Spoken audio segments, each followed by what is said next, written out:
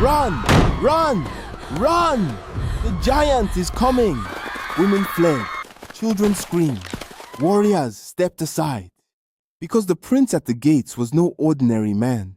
He was taller than every warrior, stronger than 10 men, born with 12 fingers, 12 toes, per foot. Some called him cursed, others called him chosen. But one thing terrified Benin. This giant believed the throne was stolen from him, and he was ready to destroy anyone in his way. So how did 2 queens turn motherhood into war? And why did one birth almost destroy the Benin Kingdom? Stay till the end. This story gets darker.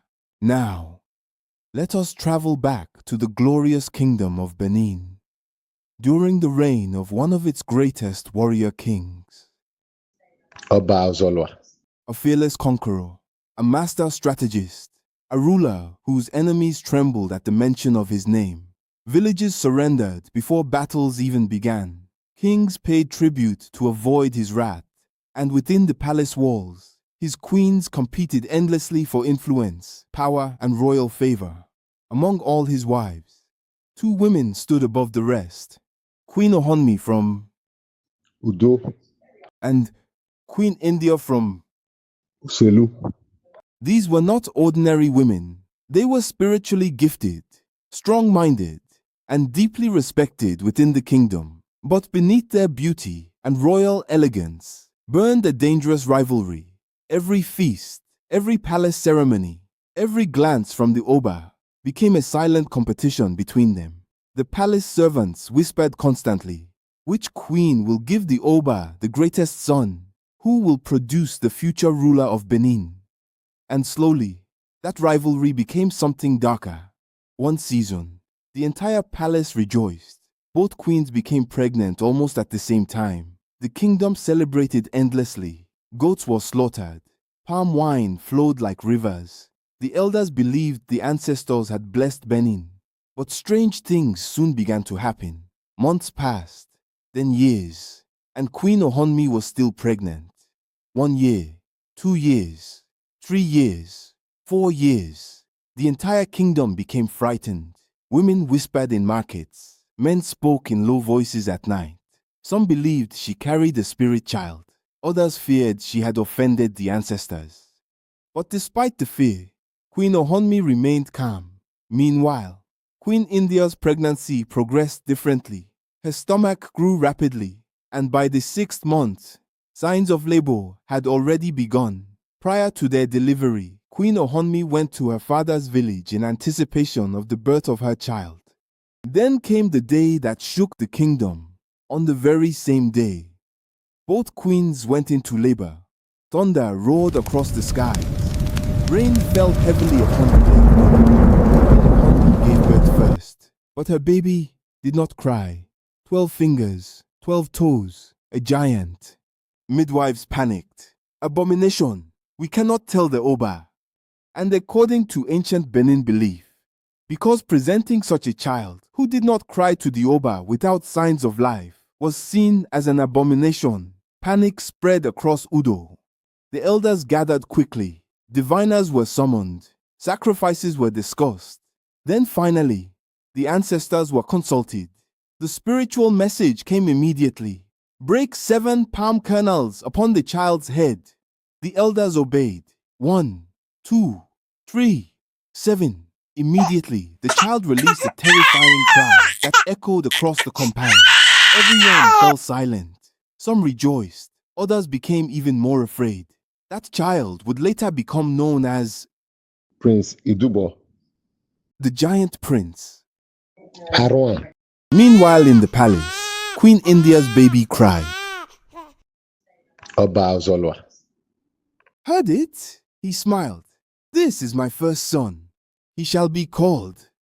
Prince Osawe. Hours later, they reported the giant baby. Too late. Prince Idubor. Then one of the midwives said, Great Oba, Queen Ohonmi delivered a baby before Queen Idia. The palace suddenly became silent. Oba Ozolua. Frowned deeply and said, Why was this hidden from me? The midwives lowered their heads. There were complications after birth. The Oba understood immediately something unusual had happened, but the damage had already been done. He had publicly declared, Prince Osawe, first, in Benin Kingdom, words spoken by a king carried power and could not be taken back when spoken. That moment would ignite a dangerous hatred between two royal bloodlines. Years passed. The princes grew together inside the palace, but their destinies were very different. Prince Osawe, Grew like a normal royal child, intelligent, handsome, calm. Meanwhile, Prince Idubor, became something terrifying. By the age, ordinary boys struggled to lift wooden swords, Prince Idubor, could uproot small palm trees to sweep the Benin Palace. By adolescence, he uprooted almost all the palm trees in the palace just to sweep. He towered over palace guards. His voice alone frightened servants. People stopped calling him. Instead, they called him Arhuanran Ometinenenwa. in Edo language, meaning the giant prince with great strength but lacks wisdom. The giant.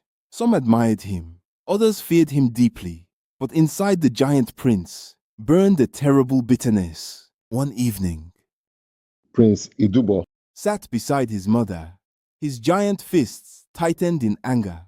Mother, tell me the truth. Is the Oba truly my father? Queen looked shocked. Why would you ask such a thing? His mother asked. Then the giant replied, because my birthright was stolen. They say my brother is first simply because I did not cry quickly. Tears filled Queen Ohonmi's eyes. But before she could answer, the giant prince stood up angrily. One day, everyone in this kingdom will know the truth. And at that moment, the seeds of future conflict were planted deeply inside his heart. Now, before these events, Oba Ozolua, already had an older son called Prince. Ogidogbo, He was the eldest among the royal princes, calm, disciplined, and admired greatly within the palace. Many believed he would eventually become the next Oba. So as the years passed, 3 princes dominated palace life. Prince Ogidogbo, Prince Osawe, and the giant prince. Arhuanran. None of them knew that destiny was preparing a tragedy. Now let us travel briefly backward in Benin history, long before these princes were born, during the reign of Oba Agbodo, around 1299 AD. A famous pond existed opposite the Benin Palace. It was called Agbodo, Generations later, that same pond became a playground for the royal princes. The boys wrestled there, swam there, practiced combat there. But one terrible afternoon, everything changed forever. The princes gathered beside the pond as usual. Young warriors watched excitedly. Prince Idubor, Suddenly stood proudly before his brothers. Today we test true strength. Prince Osawe, Laughed nervously. Prince Ogidogbo, stepped forward confidently. I accept. What began as play soon turned dangerous. Then suddenly, a terrible scream echoed across the pond. Ogidogbo, Collapsed. His leg twisted unnaturally beneath him. The atmosphere froze instantly. Palace guards rushed forward. Prince Osawe, Looked horrified, while Arhuanran. himself stepped backward in shock. But it was too late. The injury permanently crippled. Ogidogbo, And according to Benin tradition, a physically disabled prince could not ascend the throne because there is a saying in Benin which says, Iranotiayabowegwa. which means the palace is built with an upright wood.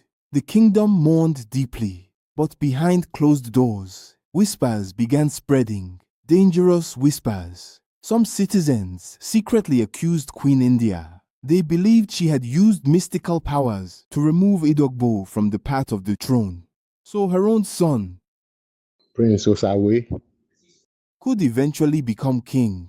Nobody dared say it publicly, but in the shadows of Benin, fear and suspicion grew rapidly, and somewhere deep inside the palace, the giant prince watched everything carefully, because now, the road to the throne had changed forever, and the battle for Benin Kingdom had only just begun. Pride, anger, and wounded identity can lead a powerful person toward destruction. Prince Idubor, Was physically stronger than everyone around him, but emotionally, he carried pain and resentment. His obsession with reclaiming what he believed was stolen from him began transforming him into someone feared by the kingdom. His bitterness over his birthright also planted dangerous anger in his heart. But what happened next shocked the entire kingdom, because the rivalry between Arhuanran, and Prince Osawe, would soon explode into betrayal, spiritual warfare, bloodshed, and the battle for the throne that nearly destroyed Benin forever. Did Queen India truly use mystical powers? Would the giant prince finally reclaim what he believed belonged to him? Sometimes, the greatest wars do not begin on battlefields. They begin inside families, inside wounded hearts, and inside the dangerous hunger for power. Because when jealousy enters a home, even love can become a weapon.